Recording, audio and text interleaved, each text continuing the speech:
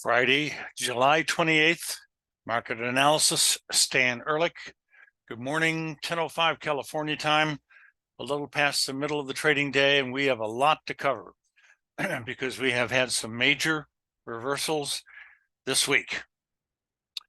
The S&P 500 is usually what I start out with, along with the stock market indexes in general. And this chart shows you that we came up in the last week or so into a major area of resistance, the blue zone here. As it approached and got into the resistance area, the price action starts to turn yellow because we get overbought on my custom relative strength index. So yesterday, we have a new bearish engulfing ER sell signal. Often, approximately 50% of the time, the market comes back into approximately the middle of the range of the bearish engulfing, or down into the middle of the range of a bullish engulfing, which is what happened in October. So this rally this morning, although it's a little bit higher than I would have liked, is not doing any damage to the sell signal from yesterday and should be an excellent spot to go short in general. I'm going to be a lot happier when it drops off and closes below yesterday's low. That will tell me that the signal is starting to work. And I think we're going to be going down to close a gap from the earlier part of July, 11 and 12. This little green zone here, I'll pull over to the right a little bit more. And that is in the ballpark of 444. Now, it could go down a little bit further than that, 437. But in that area, 434 to a little lower, I am expecting to find reasons to predict a turn back up again to new highs for the bull market trend. There's nothing here that tells me this market is topping out in a major way. I am a little concerned that we got bearish engulfings in most of the indexes yesterday, and that doesn't happen very often. So there's a chance I could get more bearish, but I'm not going to at this particular point. And if you're short on the way down and things look more bearish, just stay short. So the DIA has a bearish engulfing yesterday also, and has come back up into the middle of the range or a little higher of yesterday's range. And it also should be in a approximate good area to go short. And all the other statements apply, but we do have a gap to close a little bit closer here. And I'll drag this over a slight bit more. So I'm looking for a move down at a minimum to 350, and that's not very far away. So I'm actually thinking that the DIA might come off to 345 and a little bit lower than that possible, but not much. Yeah, there's a very small gap down here at 343, but I think that's a little out of reach at this particular point, but I reserve the right to talk about that gap later if this market does not stop at 350 to maybe 345. Those are my downside objectives at the moment on the DIA. And then, of course, back up again to new historic highs. The QQQ did not have a bearish engulfing yesterday. It came ever so close. It also was not overbought within the allotted look-back days. And it has a gap like the DIA and the spider. So gaps being like a black hole in space, they tend to suck the price action back into the gap area. I'm still thinking it's going to come down, key reversal or no key reversal or bearish engulfing, to 368-ish, 369-ish, 370. And that'll be the low, I think. But there's a chance it could dribble off a little bit more. But after this downside correction is over, I expect another new high for the trend, and we're going to be getting obviously into August. Now, I'm going to mention a little bit about the October lows again. last year, it was incredibly good. The best I've seen in decades. And remember, I've been at this a little over half a century. So I researched the October lows at least 30 years back, and it has something in the ballpark of a 90% likelihood of happening, and that would be some sort of significant, not as profound as the one last October, but some sort of significant buying opportunity in October. Therefore, usually you have a high in September. Let's see what happens now coming into August on a rally and how far that can carry time-wise, maybe into September. And that will set up overbought conditions probably and a downside move into the October lows. Enough said about that for a moment. Probably won't mention it for another few days, but this is Friday, so over the weekend, more people watch the videos. Here we go. The Russell 2000, obviously the same kind of commentary, bending over at the moment, coming down from its rally high this morning on the 1 minute chart. And I didn't want that. I wanted the daily, which has the bearish engulfing key reversal or ER sell signal in red. And it's a combination of customized RSI indications as well as a custom candlestick. So I got my sell signals. Are they going to work? They don't always work. Nothing always works. So we're at the price levels which represent a relatively low risk. I would like to see a little more downside movement before being a little happier, but you can never make the market do what you want it to do. You always have to move with it. So we'll see what happens before the close today. If it closes weak or making new lows, especially getting closer and closer, if not maybe below yesterday's low, that will be very good sign that I'm on the right track. Futures. We have the bond market having an incredible cycle low back on July 10th, and it was predicted in advance. I started talking about the cycle low days before it happened in a support area and oversold conditions, some of my favorite combinations. Now, today, we have bumped into that same support area again. We are not quite oversold, in my judgment, my custom RSI, but after hitting support, we're now higher on the day by a bit, 11:30 seconds, and that could be the start of this rally. Getting above 128 is going to be extremely good looking and probably will produce a move up into the 129 market area easily. But the whole key here is for this to close above 134. That is going to be a major long-term bullish breakout, and I do expect that to happen in the next few months, hopefully before the end of the year. This cycle has been outstanding. I haven't seen a cycle like this in a great number of decades.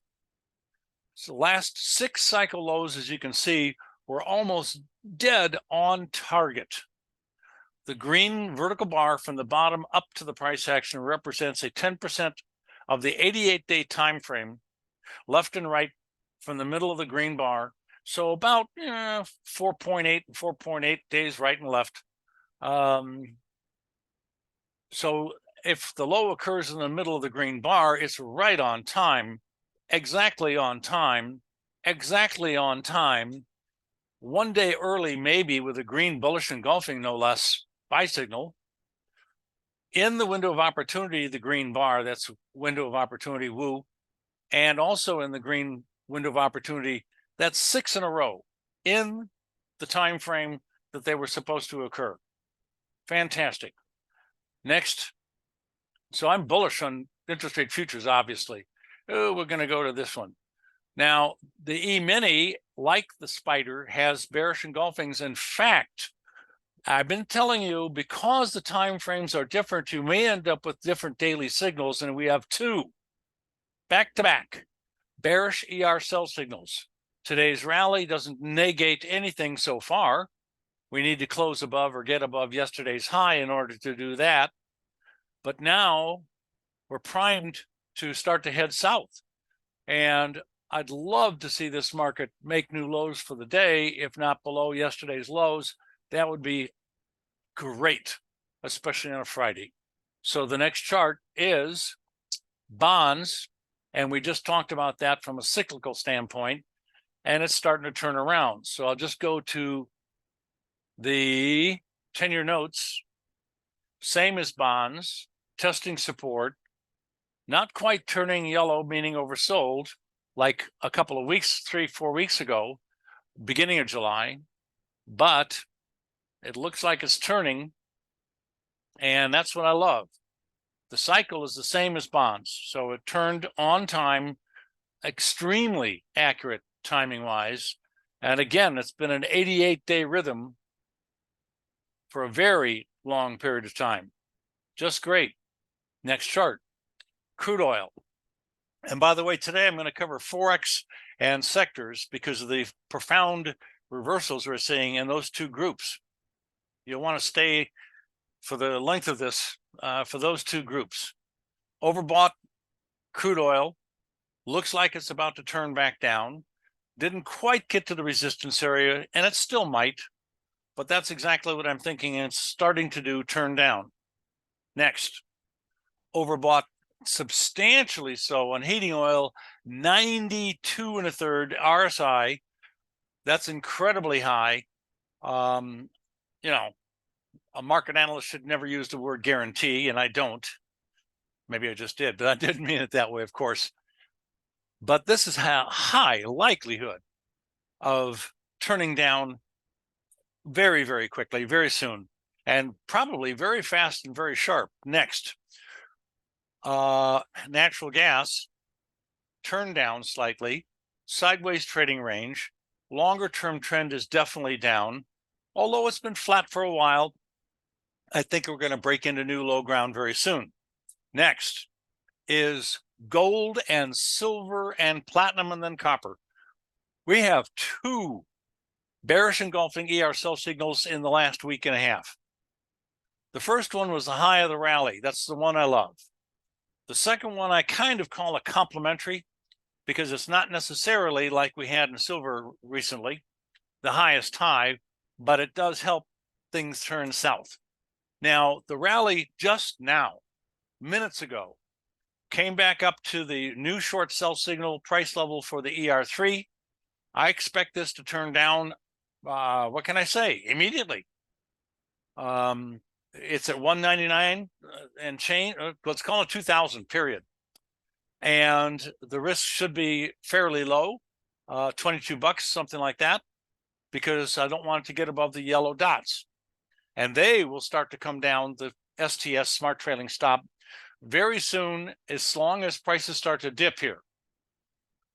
But this is the perfect spot, right here, right now, exactly. Next, silver.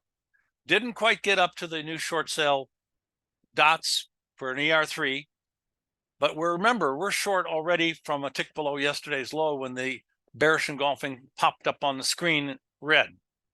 That was dynamically, as the market moves, changed to red. It is the second sell signal, and I mentioned silver a moment ago while we were looking at gold. Here are those two sell signals at the top, a double top formation back in April and May. I talked about them before they happened, as they happened, and after they happened. That's the complementary one after the second. So we got a third one, and its double top worked like a charm. It came down to its minimum downside objective, plus a little bit more, and had a bullish engulfing here. Can you believe that?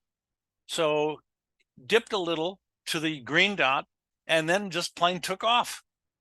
Now, unfortunately, we don't get a bullish or bearish engulfing ER buy or sell signal every time the market turns. I'd love that. Boy, we did back here, though, in March. We've had in gold and silver some outstanding sell signals and buy signals. The ones that didn't work produced small losses, were stopped out with no major damage done. But a lot of these are huge moves. So I am hoping, And I have to say, expecting that we're going to come all the way down to 22 and lower. Next, platinum. The signals aren't quite as good in platinum lately. Nothing recently, but overbought conditions caused it to start to break down. And this is a broad double top, you could say.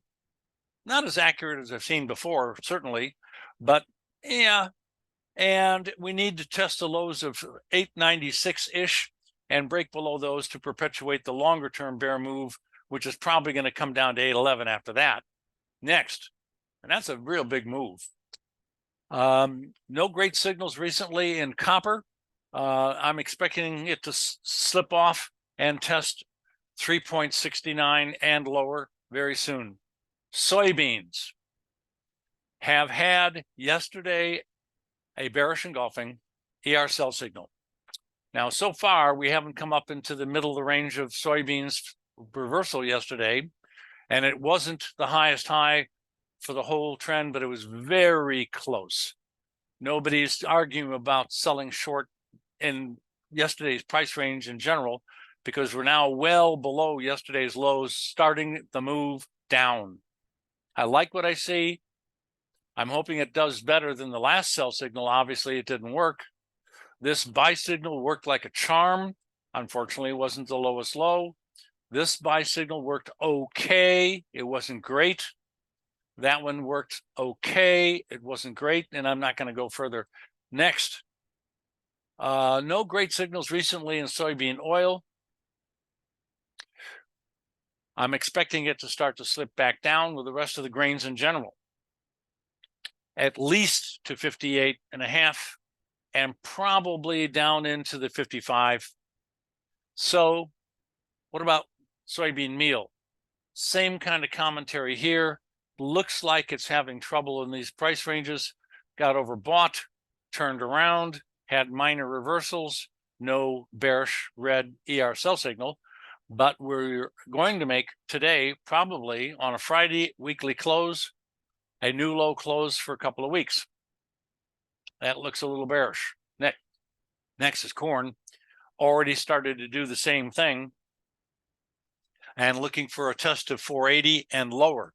Next, wheat. Got into a resistance area, had trouble closing above the red resistance area, and has turned down quickly. So I'm looking for a test of 637 and very possibly the 60123 area. A little bearish. Next, on top of the rally, cattle had a bearish ER sell signal. The high day came down for about 3 days very nicely, and now for the last 3 days and a half or so, it's going sideways. This looks like it's going to have a new low close and just might go into new low ground before the day is over for a new low and a new low close since our new short sale signal, which is working great. Next, live hogs. Pennant formation developing of sorts, not a very good one actually, so I actually skipped that comment. It doesn't work out. Sideways. I think it's about to turn down again. Came up into a resistance area that was kind of not very accurate. I'm a little neutral to bearish on hogs at the moment. Need to see some weakness starting to come into this. Next, overbought like crazy. Orange juice, I mentioned again and again for this last week. Never run after a market going long that's overbought. It can turn against you very sharply and very quickly, and even overnight, and end up producing a loss on what was before a nice profitable trade because you didn't have a tight enough stop or whatever. So today's one of the first down days we've seen. It's not very big. It's relatively calm and slow. That doesn't mean it can't get very radical before the end of the day, but I'm looking for to turn down sharply and at least get back to the 290 area and very probably 278. Next chart. Same kind of comments for cocoa. I'm looking for it to retrace back to 3,440 and maybe even a little bit lower than that, 3,265, something in that area. Next chart is cotton. again. It rallied into overbought condition, into a resistance area, and it had a bearish ER sell signal yesterday. Classic. This should be heading right back down all the way to 77, and maybe this time it'll break out to the downside and perpetuate the longer term bear trend. So we got our sell signal. I like that very much. Next chart is sugar. Got overbought one single day in a broader resistance area and has turned down nicely. So I'm looking for a test of 23 and then probably 22 and then eventually down to 20 and maybe even lower, because that's where the big support area is. Next, coffee, no signal lately. Bear trend seems to have started. Looking for a test of the lowest lows recently of 155 and even lower. And that is it for the commodity futures. And I'm going to now go very quickly to the forex charts. Dollar to the Swiss, three bullish engulfings in the last 7 days or so. That's rare. I'd love to tell you that makes it almost a certainty that this market's going to go up. That's the implication, but there's no guarantee. But I haven't seen this very often, so I really can't judge from experience, except sure looks good. Double bottom, bullish engulfings at the lows, turning up. Today we have a new high and probably a new high close. Next, US dollar to the Canadian dollar. We have a bullish engulfing at the bottom, but it was not quite oversold, so it came very close, almost another green one like over here on June 27th. So the first low on this possible double bottom was an ER buy signal. The second one was close, but no potato, so too bad, no cigar. Anyway, coming up, I think it's going to hit buy stops and run up a bit more and start to challenge the highest high between the two lows, which would be 1.339-ish, and then break out of the double bottom and get it all the way back up to 1.365, something in that category. And next is going to be dollar yen. We had at the bottom a couple of weeks ago a bullish engulfing, a retracement to around the middle, and back up again. The usual dip after a few days, and now turning back up. I'm expecting new highs for the rally for the last couple of weeks, and a complete test here of 145, and frankly, even higher than that. The yen has had some decent signals here. That one was bad. That one was very good for a few days. That one was very good for a week or two. This one was almost the bottom of a long-term bear move and the beginning of this bull move since January of this year. That buy signal was pretty good for a few days.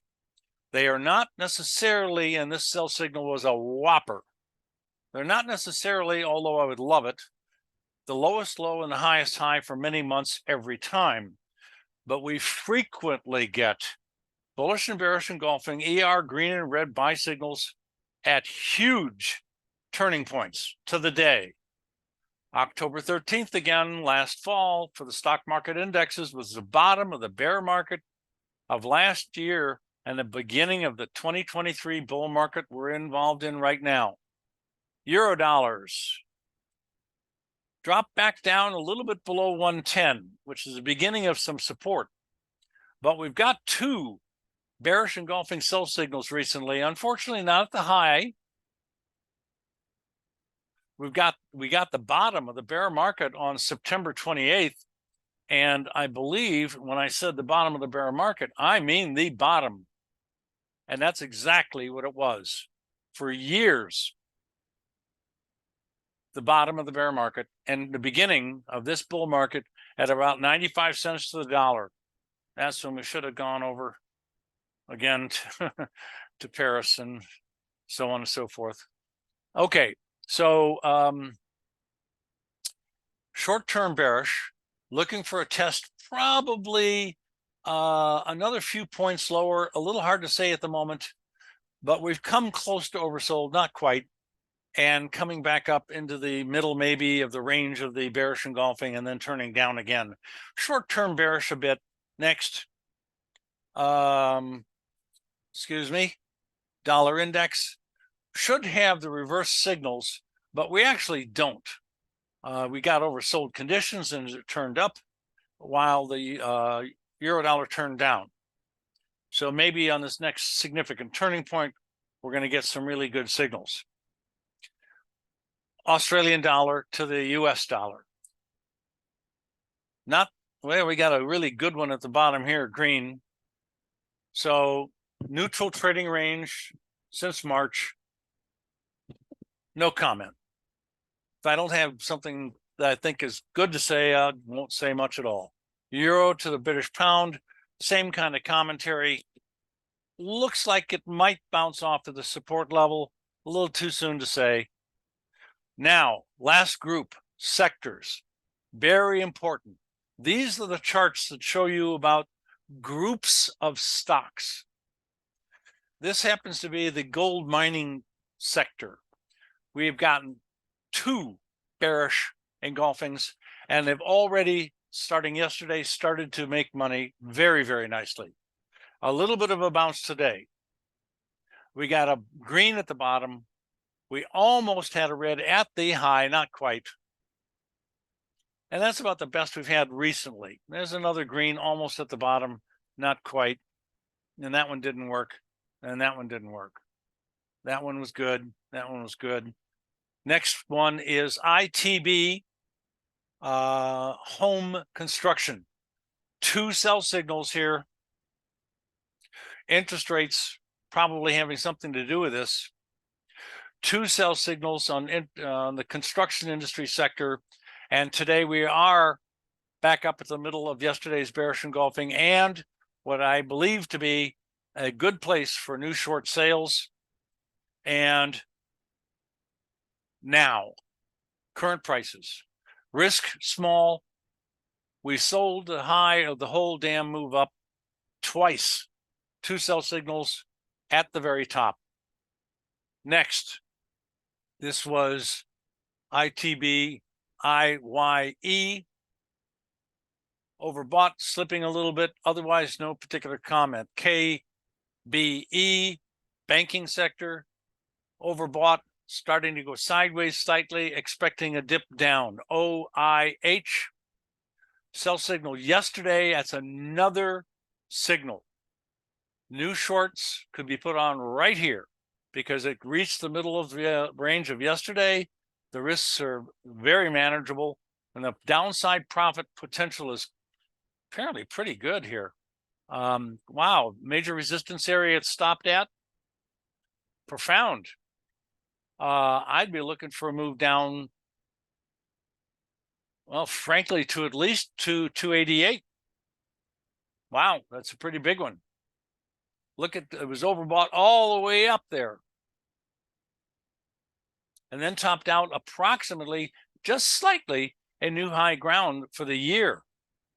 And all of a sudden couldn't hold it. Next, I'm getting an alarm on the S&P. I want to check it out real quick. We are coming down pretty good. We are coming down pretty good. Hey, I'm happy with that one. Let me move that alarm line down slightly. Back to sectors. So next one is SMH, and I'll try to go through these a little faster. Overbought, looks a little toppy, expecting a minor downside correction short term. Bearish engulfing did not get a sell signal, but these bearish engulfings do turn markets, and it looks like this one has done that. So I'm expecting more downside pressure.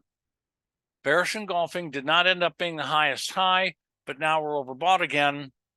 I'd like to see this market dip a little bit. I think it's overdone to the upside. Next, overbought conditions, now an inside doji sideways trading range, which applies basically indifference. And I'm expecting it to turn down at resistance levels. Next, overbought, same kind of commentary. This one happens to be LXE. Next is LXLF, and this is the Select Financial Spider Fund. Got overbought, looking for a downside correction. Next is XLI, overbought, looking for a downside correction. XLK, yesterday, bearish engulfing. This is the S&P Select Technical Spider and brand new sell signals. Not quite the top of the market, but a little below the highest overbought levels a few days ago. Looks like it's going to start to break down to me, and I would not be surprised to see it come down to at least 167 and probably lower than that. Next, this was XLK, so XLP, bearish engulfing, didn't work. We already made a higher high than yesterday's bearish engulfing. So if you got short on an ER1, you got stopped out. And if you got short on the ER3, you also got stopped out with small losses, nothing terrible. But if it starts to drop below yesterday's signal low, I'd reconsider the short side of it. Next is XLY, consumer discretionaries, bearish signal a couple days ago, and then all of a sudden we had another one yesterday, except we weren't overbought within the allotted look back number of days, so that's why it didn't turn red yesterday, but it could have if I had looked back a little bit more time. So I'm liking the bearish attitude, and I'm expecting it to move down, but the signal itself didn't work quite the way it was supposed to. That's too bad. So I'm looking for a move down, probably to at least 167, then 163 and lower. We're almost done. XME, a few days ago, sell signal. Sometimes these signals group or cluster in tops and bottoms. Not this time. We had a singles that didn't work really well. Trend is up recently. No comment about this. XOP, overbought. Watch out. It's about to turn down very soon. And lastly, XRT, looking for lower levels. Short signal yesterday. This is the Spider S&P retail. Topping out, in my opinion. Next move down at a minimum should be to 64, and then probably into the 60 ballpark. Last look at the stock indexes. Wow, we have come down quite a bit here. And the Spider, while I'm yakking away, wow, we have almost got a new low for the day. Not quite yet. On the DIA, I think it made a new low. Oh, wow, by a tick or two, maybe. Super, super close. The Qs holding up a little better, no new low, but coming down with the other indexes. And lastly, the Russell 2000, like the Qs, holding up a little bit better. But by the end of today, if we start getting net lower than yesterday's close, it could just simply start falling apart. And I'm loving the way this is acting at the moment. You guys have a great day. See you next week.